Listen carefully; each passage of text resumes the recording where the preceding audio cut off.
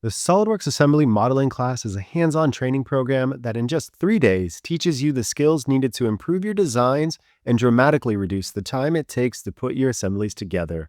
Here's what you learn.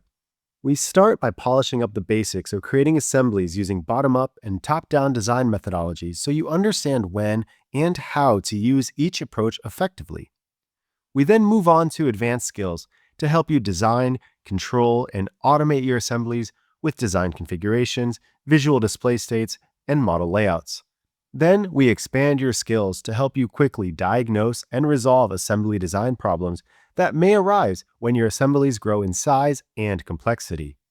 Then we help you maximize performance with assembly tools and best practices so you can most effectively manage massive assemblies and save time and headaches. By the end of the course, you will be able to build more robust assemblies, work faster, and maintain control over even the most complex SolidWorks projects. Sign up today to get started.